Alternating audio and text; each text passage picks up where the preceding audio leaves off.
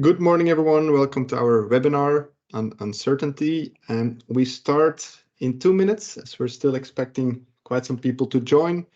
In the meantime, feel free to have a look at the Q&A and leave your name, employer, and location. It's always nice to know a bit who's in the room. So you can have a look at the Q&A for that.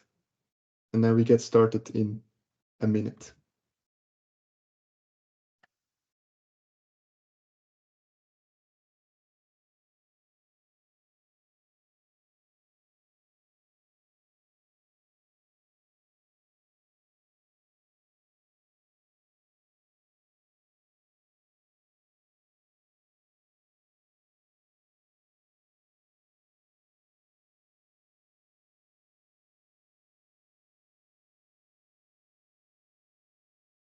Nice to see familiar faces or names.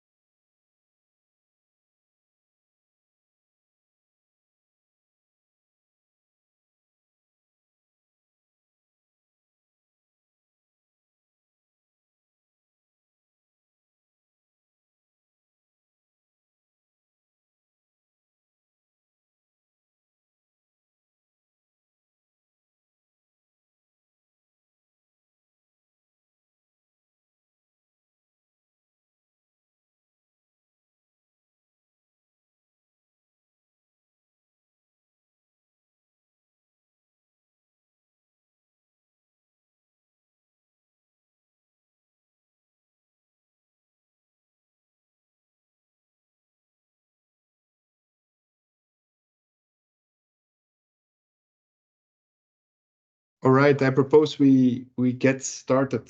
Felix, can you let the people in who are still arriving? Yeah. Thanks a lot to all of you for making the time to join our webinar on quantifying uncertainty in carbon accounting. Again, we have a lot of people joining today, so it shows that uncertainty is a topic of interest. Today, I'll be mainly the facilitator of the show. For those who don't know me yet, I'm Kenneth, CEO and one of the founders of Carbon+Alt+Delete.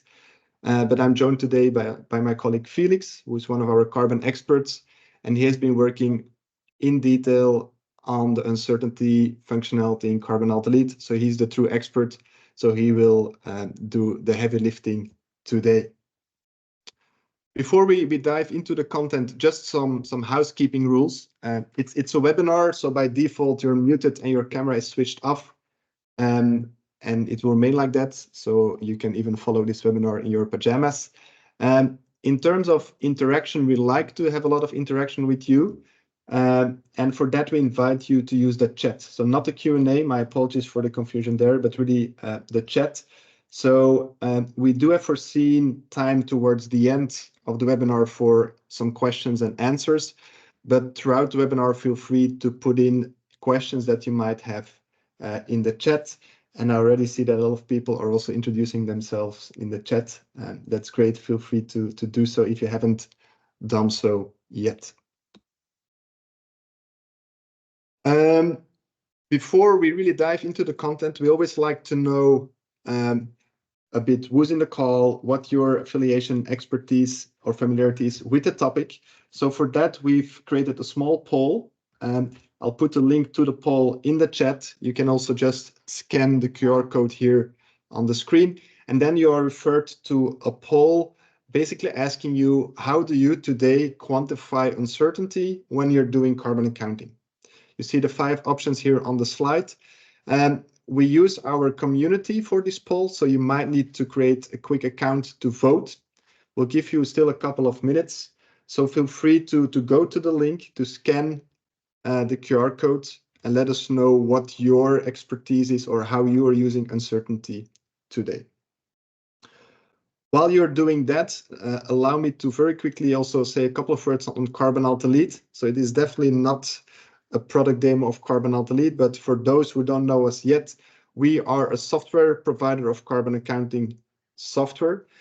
And the way that we work is we work exclusively with sustainability consultants. We like to call them carbon accountants, because we believe that a lot of companies that need to report on their carbon footprint, they don't need us. First and foremost, they need a carbon accountant, someone who knows carbon footprinting inside, outside, in, and who can help them with managing their carbon footprint.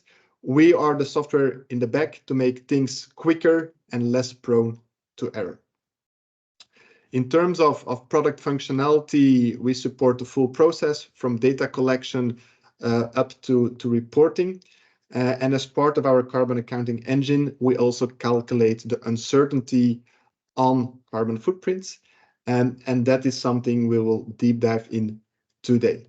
As said, today is not so much about carbon footprinting. We will zoom in a lot, about Carbon+Alt+Delete. We will zoom in a lot on what, for instance, the greenhouse gas protocol says, on uncertainty, the mathematics behind it. If you would be interested in a specific demo or more info of Carbon+Alt+Delete, I also put a link in the chat to plan a dedicated call for that. But today it's mainly on uncertainty and the science behind that. So let me see whether in the meantime you got the chance to vote. So I see that still some votes are coming in. But I can already share the first set of results. So it's a bit mixed, right? So the good thing is that most of you see value in quantifying uncertainty. So not a lot of people that don't do it because they don't see the value.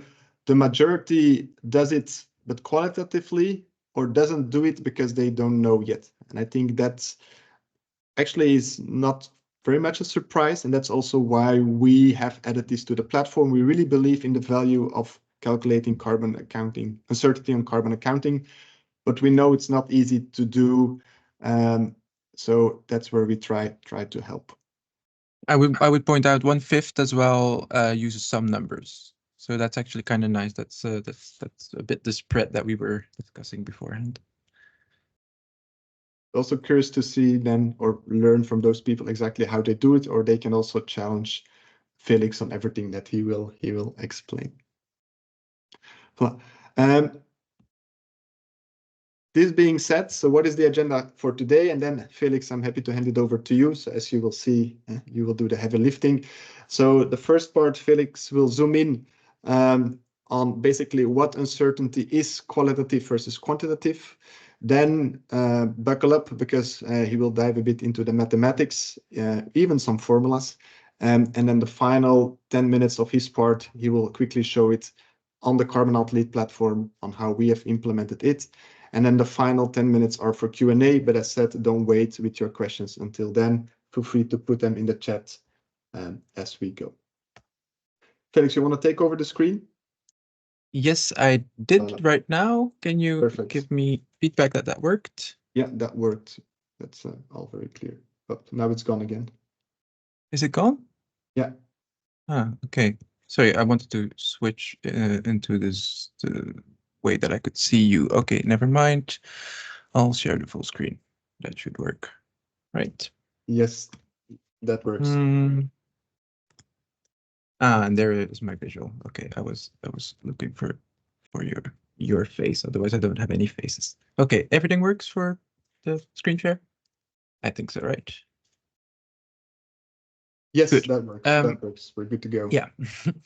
So hi everyone, and yeah, and welcome, I guess, to the uncertainty webinar. We have a lovely webinar for us. We have a lot of material to go through.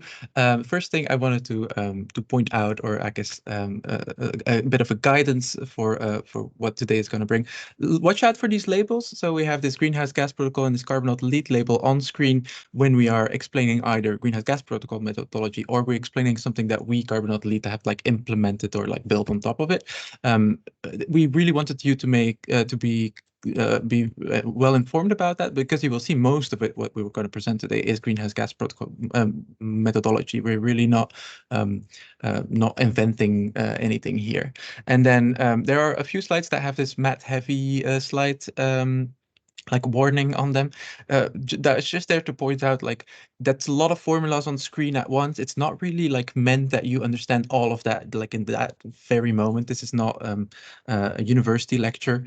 It's just like to provide the background, to show it as a reference, and to kind of like maybe deep dive into it in the Q&A or something like that. But that's what that is about. All right, let's start from the top. Quick slide to start at the very beginning. Yeah, what is uncertainty in carbon accounting? It's just that carbon accounting is uncertain by nature, that there's an aspect of it that always reflects that the values that we're using are assumptions, or at least estimates, or uncertain measurements. And there's always an aspect of every value that you're using that can be different. And it's just very crucial if you want to understand what a carbon assessment or a carbon inventory is, that you know that this is the case. So if we look, for example, like towards the bottom here, this goods and services example, like it says 3,215. If you don't take that into account, you might interpret that as like very exactly the amount of tons that are emitted in that goods and services, which is not really the case. And if you start to like compare that year over year, for example, that number might change a little bit just by the fluctuation of the way the methodology works and how the data is collected and all of that. And that is something you like always have to be aware of when you are talking about and like communicating and interpreting carbon accounting results, is that that uncertainty is there. And yeah, it's very much something that makes it very different from classical accounting. Carbon accounting has a lot of similarities with classical financial accounting, of course, but this is a place where that really differs. And I would even say that some people still struggle a little bit to come to terms with that is a very different aspect of the two things. So yeah, what to do about it? Is it, of course, so talking about your uncertainty is basically what this is about, like making sure that it's visible, it's noticeable, it's understandable for everyone involved in the chain. And what we see that it's not always done. So we've seen that in our questionnaire as well. Like, so it's often skipped, but if it's not skipped, then it's mostly done qualitatively. So qualitatively, with that we mean like stuff like saying high certainty, low uncertainty. Yeah, in this example as well, maybe like just some words around it, maybe some further explanation on why it is uncertain in certain ways, which is very good. Like it's a good basis that is definitely much better than not having anything. But at the same time, there's still some problems with that. It's a bit easy to get for the meaning to get lost. Like, what is that actually to be? Yeah, very good or medium good, and it's definitely hard to communicate it when there's a lot of people involved in the process. And it's a bit risky that it's getting interpreted differently. The person who expresses the uncertainty might not have the same idea of what that is when the person who's listening to that. And in general, this is definitely not like a scientific statement, but I think we could say that like the uncertainty that is in a carbon footprint is well understood by the expert and the professionals who work with it, but it's way less understood by the people who are listening to it, like the end clients, basically, who are communicated it. And I think that's like a problem statement of where we're at with this like this property of carbon footprinting.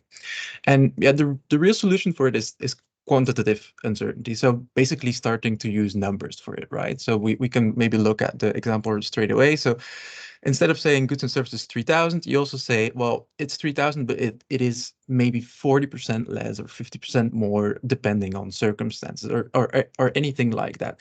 That at least like suddenly gives you a range, gives you numbers, gives you something to think about. And the advantages of doing it that way are, I guess, on screen. Like, first of all, you need to do it. It's a reporting requirement. At least doing it quantitatively is desirable. That's the word they use. So it's a desirable reporting requirement.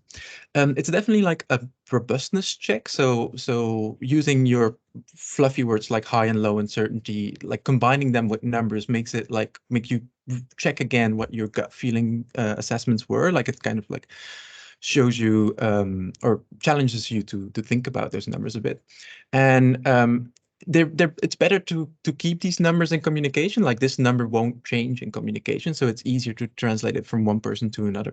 And then I think number 4 is probably the most important part, is like once you start communicating in this way that your uncertainty is a little bit uncertain or has uncertainty around it, it also way more logical to start to talk about why it changes year over year. So imagine that next year these emissions go from 3,200 to 3,400. So like it's 200 more. Like when expressing this as a number, you can actually frame it that this is actually very small change compared to the uncertainty around that number. And you kind of like you can share that feeling around it. Well, another person might kind of see that as a very big change, maybe relative to the uncertainty. So that is kind of a major advantage. Oh, sorry, I didn't mean that. And yeah, once you start identifying stuff with numbers and you look a bit deeper on it, you will also see where weaknesses in the data are, and you kind of get some action points of where you want to improve your uncertainty. And so in the next slide, we can look at what the greenhouse gas protocol says about this. So the greenhouse gas protocols has a bit of information about uncertainty, and what it mainly does is it says that it's required. It's required in the product standard at least, or it's recommended if you're using the Scope 3 standard. In both cases, they say that qualitatively is enough. It's the minimum boundary, but quantitatively is then desirable. And what it kind of means, or what you should do to to obtain that, I guess, or to get there, that is explained in some additional guidance. But there might be a few challenges with that, and that's, I guess, what we're going to explain in the next slide. So this guidance of the Greenhouse Gas Protocol on the uncertainty and the quantitative uncertainty is definitely very thorough, but it's highly theoretical, especially in the definitions. So if you look here at these things about like parameter uncertainty and different scenario and model uncertainties, they're very good ways or lenses to look at the problem and to think about uncertainty, but they're really not that practical if you want to apply them really to actual real use cases. And a similar problem happens when we look at like the calculation guidance that they give you, or like the spreadsheets that you get provided with. So they're very math heavy, and they also have a lot of parameters for every single entry. So for every entry in your inventory, you are expected to tweak at least 15 different parameters to get to your uncertainty result, which is very time consuming, of course. And in practice, there's just not enough time for that, or it's never worth it to really do it. And even if you do it and you really want to like go through the effort to look at all of these, there's not always actually enough context data available to have something to say about each of these 15 parameters. So it remains a bit like guesswork in the end.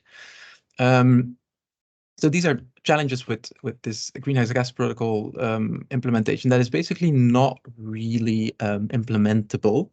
And yeah, that's where we have tried to add an additional layer to it, or at least improve something. So what we have been looking to do is we apply the greenhouse gas protocols principles and calculation methodology strictly, but we simplify it for everyday use. So basically what you see on screen, everything below here is not really visible for you in day-to-day situations. So all these different factors of this uncertainty, like all these different types of uncertainty and parameters, they are kind of handled in the back, you could say, or handled before you. And the only thing that floats to the surface is volume uncertainty and emission factor uncertainty. So these are the two big blocks that we present you with to tweak. So the volume uncertainty is everything about like the input data, how many liters, and how sure are you of the amount of liters.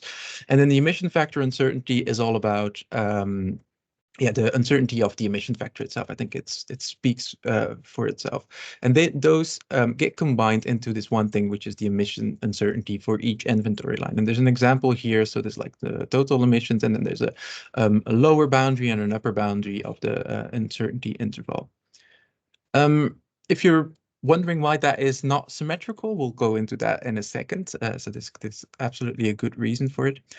But yeah, what's the advantage for this is at least it makes it simpler for everyday use. So you only have these two main things to worry about that kind of aggregate a lot of nuance together.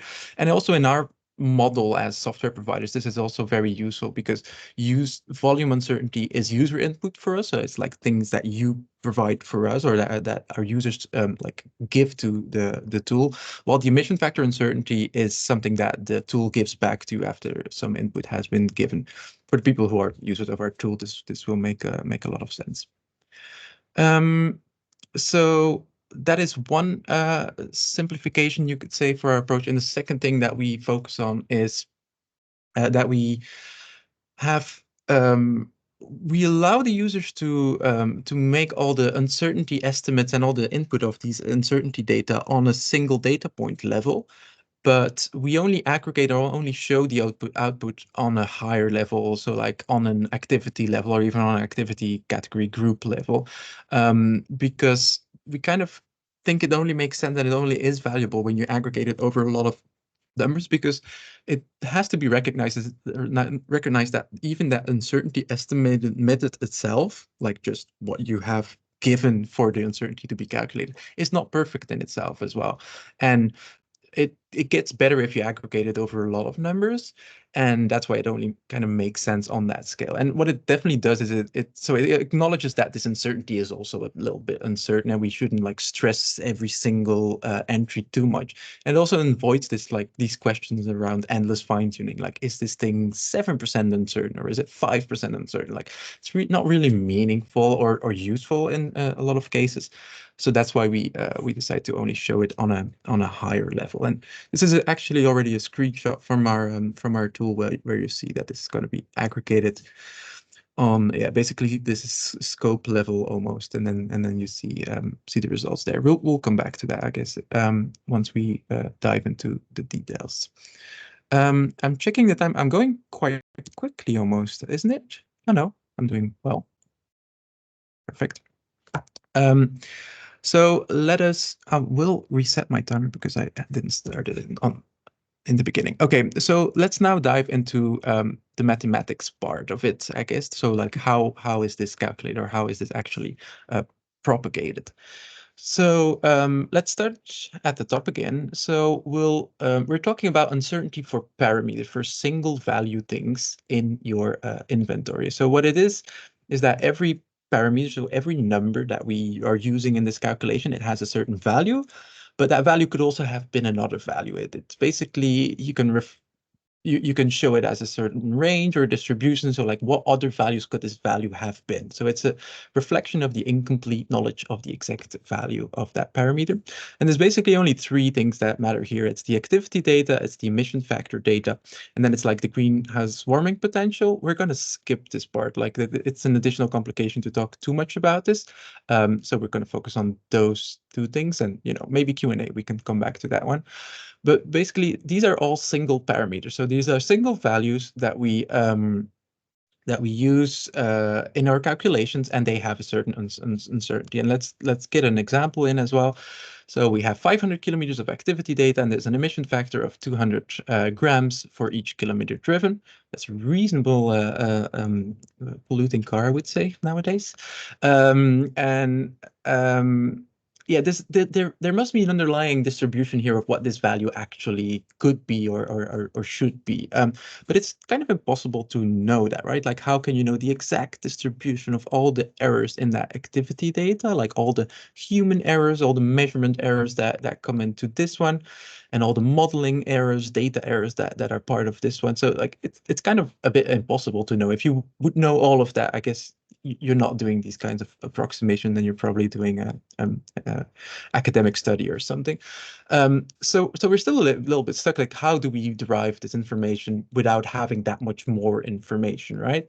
And the Greenhouse Gas Protocol proposes here very much to say like proposes an approach with a pedigree matrix. So that's what it looks like. So there's a bit of a table with an indicators and a certain score, certain value that different levels, I guess, that these indicators can have, if it's like very precise or not that precise, or very representative and not that representative. It's a bit too much of a deep dive to explore that all right now, but it's basically like a set of questions that you can ask about your parameter, or what you know about this parameter. And if you answer those questions and you combine that with an assumption that it's going to have a certain distribution, then you can at least translate all of that into like a real distribution. This is of course an approximation. This curve is not the same as this curve, but it at least gives us something to work with. And the underlying assumptions are not too bad. This is actually like a reasonable approximation at some point. So you basically use some qualitative data that you have, or qualitative things that you know about your data, to construct a first distribution of what your single parameter uncertainty is.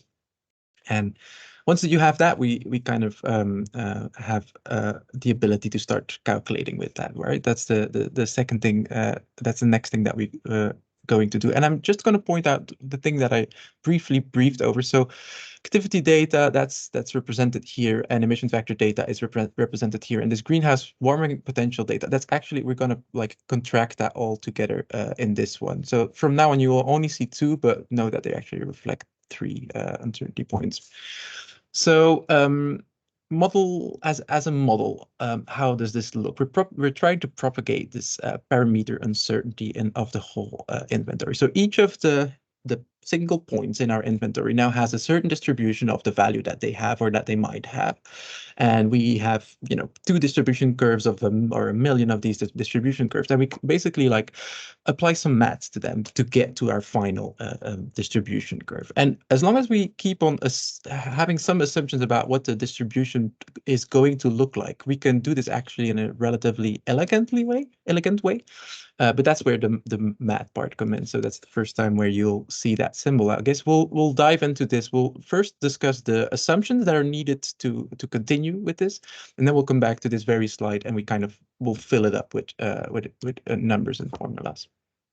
So the assumptions that that we need in order to continue, I guess, analytically, like you could continue from here, I guess, like brute force by simulating it. But to continue analytically, the additional assumptions that we need is we're going to assume a log normal distribution for all our parameters. You've already seen that actually in the previous example, I guess, like these are non-Gaussian curves. That might be not the first thing that you thought about, because uncertainty, you think about bell curves. So I'm going to spend a little bit of time explaining why this is a more logical choice. What it is log normal distributed values are actually quite common in engineering and in mathematics and in economic situations, which are very much related to carbon accounting situations.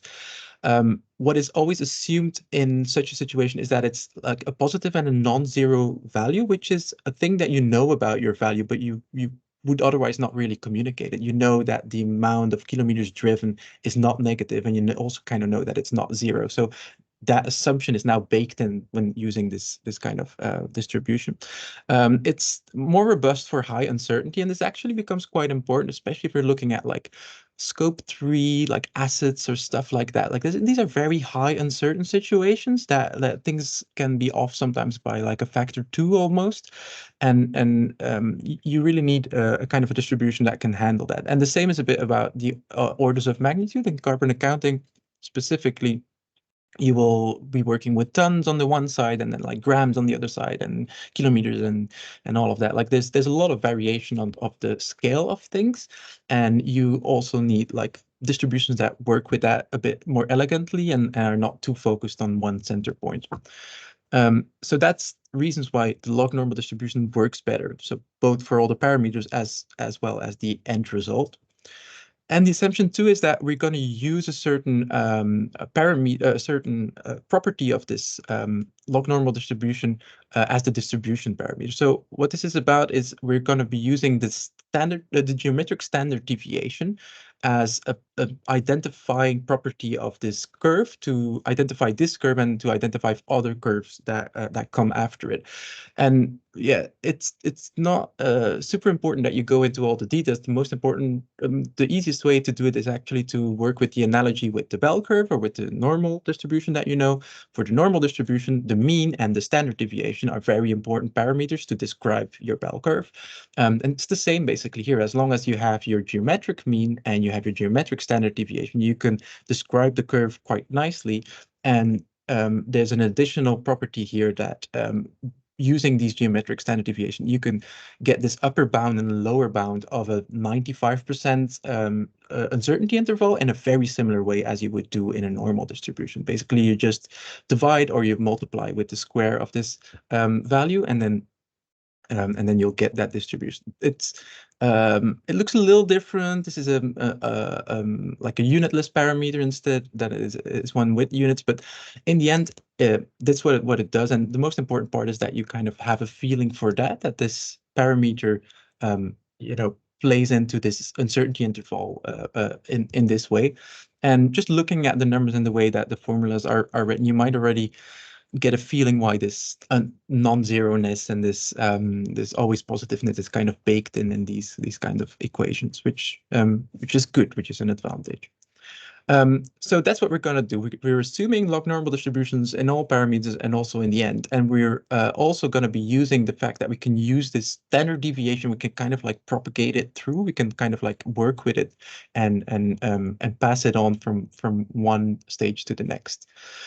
So let's come back to this example, but now we're gonna use formulas and numbers to describe it. So we'll start with the beginning. So we have this volume and emission factors that basically we're multiplying and we're adding them together to get to our total emissions.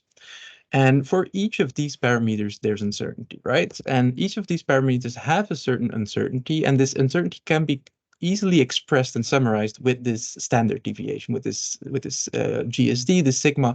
That is a good way to describe that uncertainty.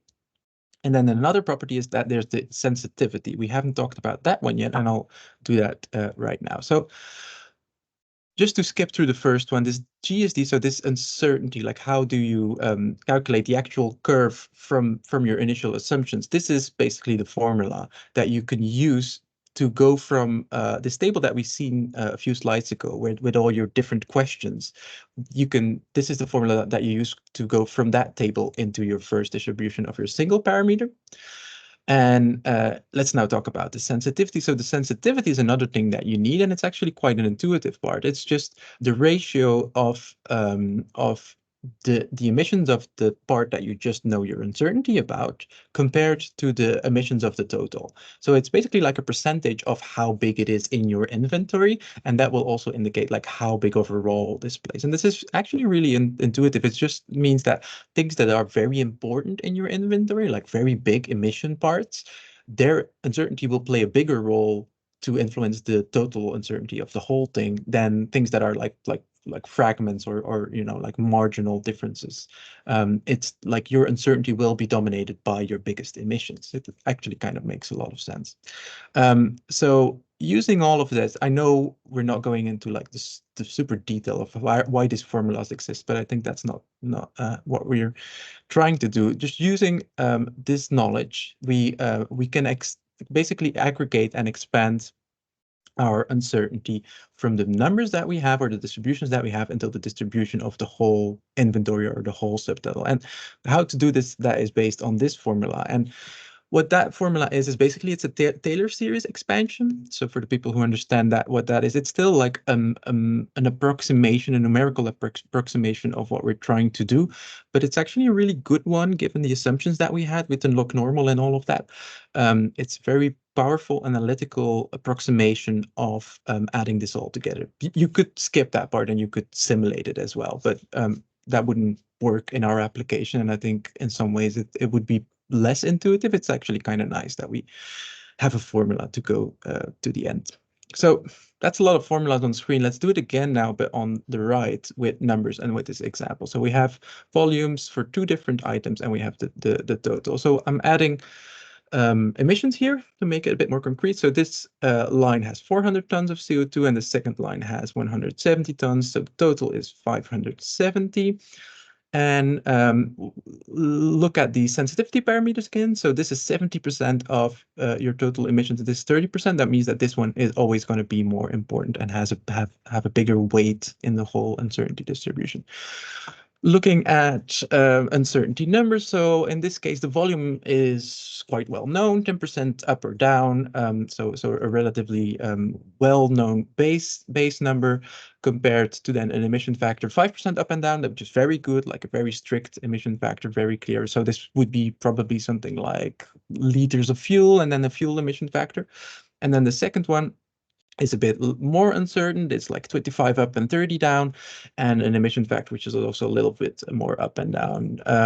So up until like 60% of uncertainty. This would, for example, maybe be like electricity used, but more like electricity of a least acid or something like that, or electricity used by someone else in your value chain. And then this would be like an electricity emission factor, which is also a complex calculation.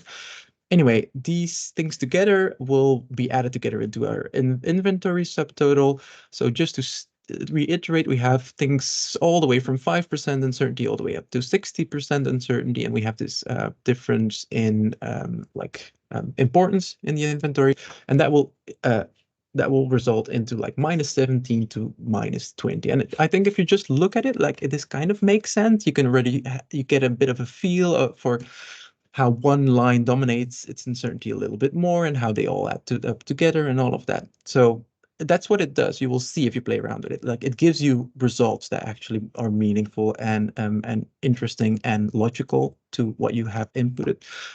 Just to put it in numbers as well, if that's more clear. So this means in this very case that the total emissions actually like can vary from 470 to 680, given the uncertainty here. This is of course, the 95% uncertainty interval. So that's quite a broad interval, right? That's like a lot of edge cases that you're trying to cover at once. So yeah, that was the biggest heavy slide. Let's look at the time. It's definitely not too bad. No.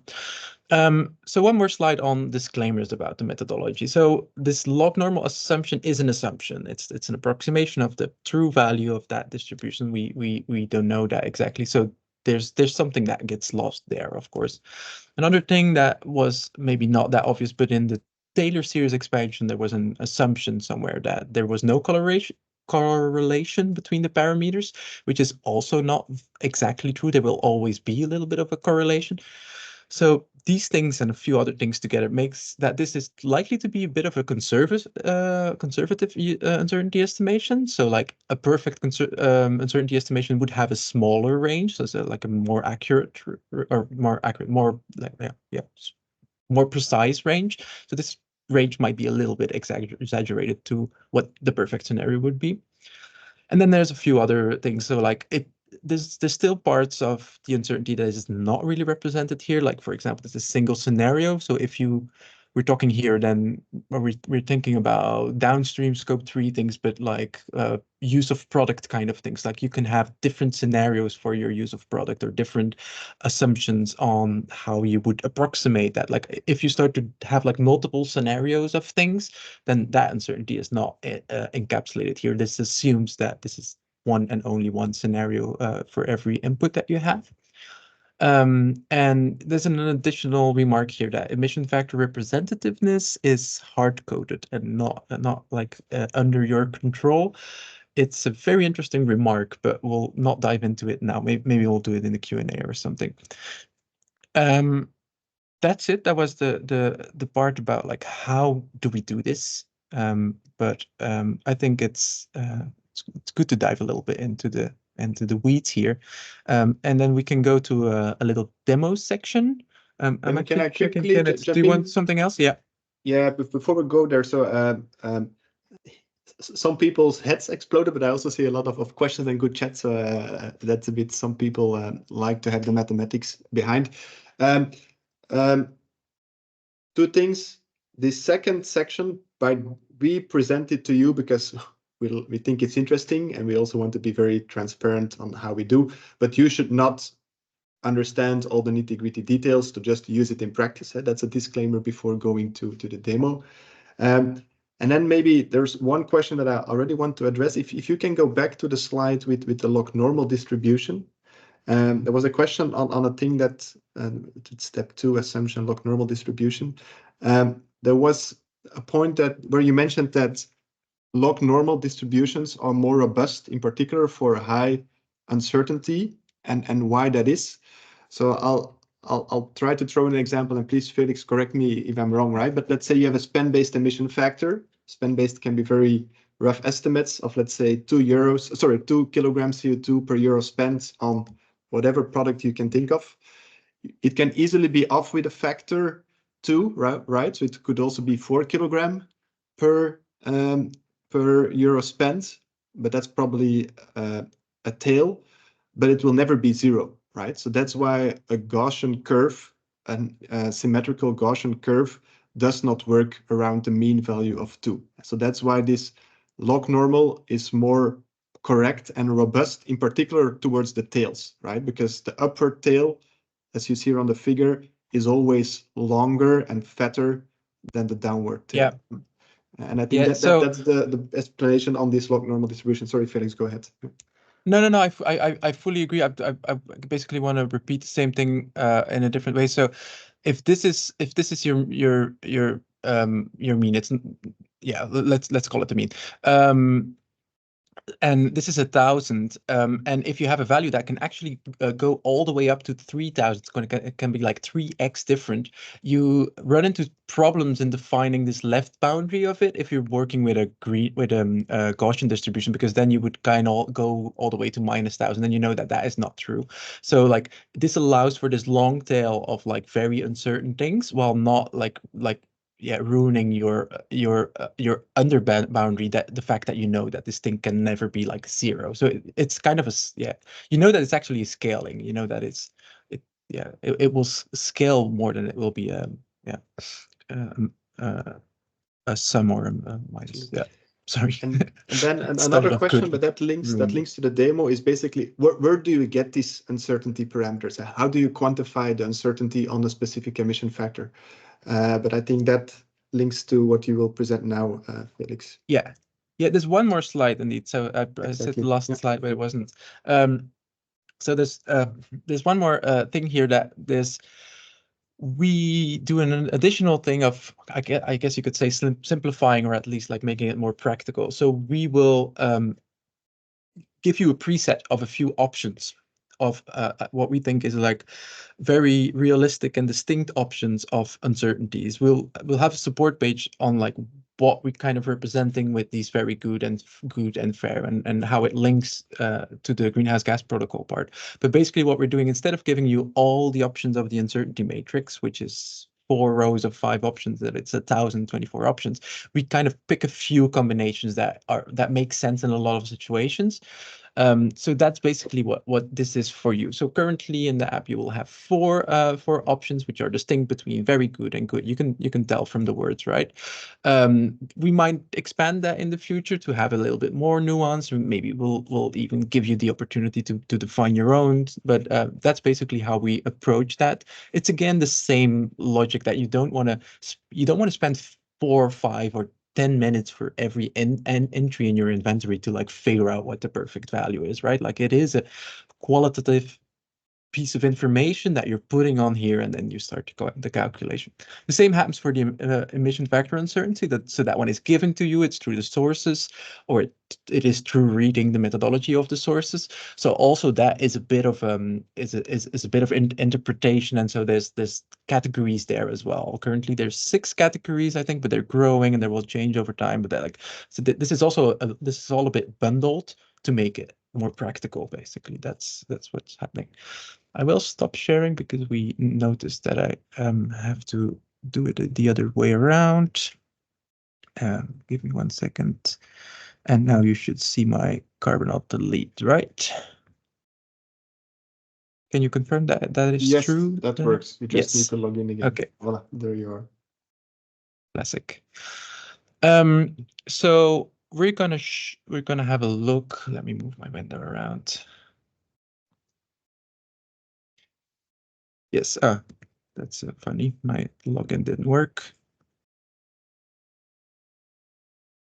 For the people who think that my software is a bit slower than others, I'm actually in New Zealand. So this is what happens if all your servers are in Europe for GDPR usage reasons, and you work from New Zealand. So we'll go to the dashboard in a second. I'll just show you first and for all a bit of real application. So we're looking at the inventory here. We have a bunch of things in electricity, and I'll pick one of them.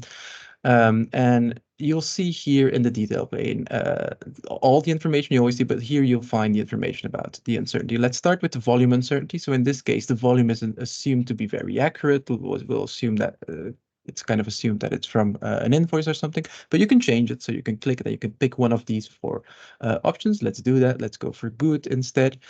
And then the emission factor itself has a certain uncertainty. This is a good rating, 25% up or down, rather typical for an electricity emission factor.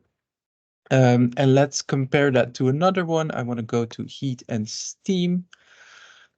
So in this case, we have the same, we have a very accurate number because it might be invoiced as well.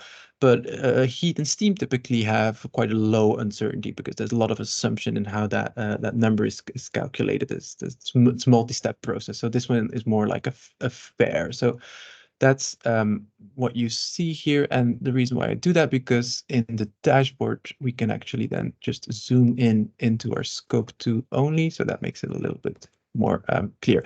So in our scope 2 only, you will see that the total uncertainty of everything together is around 18 down and 21 up. And if we split that up, you will see this split. So there's one part of it which has a rather limited uncertainty, so 16 to 20%, and then there's this other part which has a higher uncertainty. So this is quite close to the example that we discussed in the slides, so that's why I wanted to show you that one. You'll see again that this part has a bigger influence because it has a higher share of emissions for the total, while this one has a higher uncertainty because of the poor emission factor and stuff, and it has a little bit lower uncertainty. The next thing I do want to point out is what we mean with this smart default. So if you go to like stationary combustion is usually a sector where you have a lot of control and a lot of good data because it's your own and you get a lot of these in invoice or in direct measurements. So in these all existing measurements and all new measurements will start with the assumption of very good. So you see, if I make a new one, very good is the default volume uncertainty. Doesn't mean you cannot change it. It just means that is where we're starting from if you don't touch it. If you compare that, for example, with the goods and services typically is a bit different, like quite often to get to like masses or that kind of stuff, or other things, you do a lot of approximation. So here the volume certainty that we start from is like fair with a bit of up and down. You might disagree with that. That's no worries. You can always change it for the values that make sense. But it's just a standard that we have applied based on the activity category. Certain things get a certain basic volume uncertainty as a default before you change it. And the advantage of that is that as of now, as this has rolled out to existing inventories, you already get like an uncertainty estimate, which is definitely not bad or doesn't necessarily need work immediately. So you will get something in this order typically, like scope 1 will be quite accurate, scope 2 will be relatively accurate, and then scope 3 typically upstream a mix, but downstream then gets quite a spread, because that's basically like how it is in most cases. So this already gives some information, right, to how an inventory works, but you can actually even split this up in activity groups, and then you can really deep dive, and you will see how this comes about. Like fugitive and process emissions, for example, always get quite a high uncertainty. That is because the GBP of just like the non-CO2 gases has an uncertainty in itself, and that just adds up to all the other uncertainties that you already have. So that always blows things quite a bit. Assets is a very high uncertainty category, both in the emission factor and in the initial data, and you'll just see that come in and out depending on the context. And I think you can see from this that this is a very useful tool to start to think about this, right? It's like, what, we have this uncertainty on the whole thing. How can we improve it? Which are the categories which are both big and have both uncertainty? And like, do we want to do something with those? And I think the last thing I want to show in the demo, do I still have time? Okay, not that much. Because we have this ability to like recalculate this for any given subset, you can do all kinds of stuff. So you can say like, I want to only focus on the scope 3 uncertainty itself and just like look that as 100% and see what that gives. Or you can also zoom into like one org unit, for example, and see all the information assigned to this org unit of Belgium, and in this case, like assets is the main contributor and also very uncertain. So these are these are things that you can do by means of that. So we think it's very cool and interesting. So I'll stop sharing this. I actually have one more concluding slide, so let me go that, and then I'm in my slides for Q&A as well. So we have done all that. We have done the demo. So just in summary, we have this this approach, which is a strict adherence to the greenhouse gas protocol methodology. We have this additional layer that makes it practical to use, that kind of like makes things a bit easier in the day-to-day. There's reasonable values that are chosen for you by default. So if you don't touch it, you already have something. And I guess the whole point is that like, even with qualitative uncertainty data, without having anything additional, you can give a quantitative estimate and you can get like numbers on your uncertainty. And that's it. Thanks a lot, Felix. In particular, the demo triggered quite some questions, which is good. You clearly made it very concrete. Can you go back to the slide where we showed the numbers that we use? I think the first slide of the demo. So the one down, the one with the yes, that one. So there are a bunch of questions on, for instance, where did we get? What is our source for the emission factor uncertainty? So I'll let you answer that question, Felix. But maybe I think the challenge for everyone here in the call, including us, is to find a balance between calculating or quantifying uncertainty in a correct way so that it can be used and it can trigger actions to refine data collection, but at the same time, not getting lost in the uncertainty on the uncertainty. So that's also a balance that we have tried to find with Carbon+Alt+Delete by always working with smart defaults and limiting it to 4 to 6 options on the volume uncertainty versus the emission factor uncertainty. So that's also why we on purpose don't show in the inventory the uncertainty of specific data points, because we think the value of that is limited, right? Because then very easily you get into a discussion on the uncertainty of the uncertainty.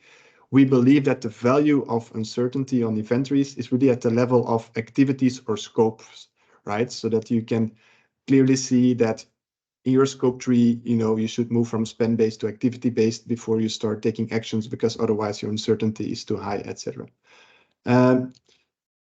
So Felix, on the emission factor uncertainty, yeah, the very good, the good, the fair, how do we, where do we get it from? Yeah, so I would even say like more generally, it's also an ongoing process for us. Like as we will update future emission factor databases in the future, we might get this even more fine grained. Like this is a first rough grain approach that we do. But what it does is where available, then of course we use the direct information that is like there are some emission factor publishers that are that accurate that they give you a value. So that of course we will use that one directly, but it definitely doesn't happen all the time. And if it doesn't happen, we basically do the same job as we should do according to the greenhouse gas protocol. Is basically we use this matrix and we use all the underlying IDs that and definitions that are behind here. So you can go all the way to the initial source to find out what is meant by all these things in all these contexts, and we, as good as we can, apply that to our emission factor database, so we get this as the assumption. We might be a little off to what you have, what you would do if you have done the exact same exercise, but we've also did some robustness checks and we wouldn't be off by that much. Like there's a lot that we would agree on. So maybe if you would do all of that together, you might find a deviation from 3-4% in this estimate, or a few more there. Like that's just what it is. Like, this work has been done for you, using that table or using the data in the emission factor publisher. And on the data of the emission factor publisher, there's a question on which databases do publish data on that, on uncertainty, Felix? So the ADEME has that in certain emission factors. And then there's some information in depending on which eco-invent like LCIA that you're looking at. Yeah, that's the ones that oh, and then of course there's the IPCC ones, so the ones that are directly expressing gases. They have published their uncertainty as well. So that's it. Good. I see there's still questions coming in the chat. Feel free to do so. But in the interest of time, I think we should wrap up. Maybe just final wrap up from my side, also on some questions I saw in the chat, right? So basically what we have done in the tool consists of two big building blocks. One is the mathematical methodology explained by Felix in the second part of the webinar. This is not invented by us. This is taken from the greenhouse gas protocol, so it should be standard, right? And then the second layer we have put on top of that is what was basically on the previous slide, the quantification of the uncertainty, volume, and emission factor uncertainty, where we have find, I think, a good balance between simplicity and accuracy, right? I want to be respectful of your time. So before leaving you, maybe 2 slides towards the end, Felix, if you can go down. So voilà. This one? Yes, exactly. So I want to take the opportunity to make a bit of publicity for our next webinar. Will be on CSRD, and the carbon accounting in CSRD in particular. So that will be held early June. So feel free to already register for that. Scan the QR code, and we also put the link already in the chat. So that way you are automatically registered for that webinar. And then, Felix, if you can go one step further down. So also final word on the carbon accounting community. So I saw some people wondering what that was. So next to Carbon+Alt+Delete, the software product, we have also launched a community. It's open, it's free. It's not about our software, but it's about carbon accounting in general. Because we have seen that a lot of you are struggling with the same questions on how to interpret the greenhouse gas protocol, on science-based target details, on all the questions that you've put in the chat. It's not really linked to our software, but it's more carbon accounting in general. So this online community is basically an open forum. So you're invited to register, to contribute, to put your questions there, or even answer other questions. With that, I can only thank you for being here. If you want to follow up with questions on the methodology, on other things we do, feel free to reach out. I'll repost our agenda in the chat so that you can also book a follow-up call if you want. And with that, thanks a lot for joining. Thanks a lot for the interaction in the chat. I also saw a lot of appreciation for your work, Felix. Thanks a lot for taking on the task to explain such a complicated matter in an accessible way. Enjoy the rest of your day, and looking forward to see you again on one of the next webinars.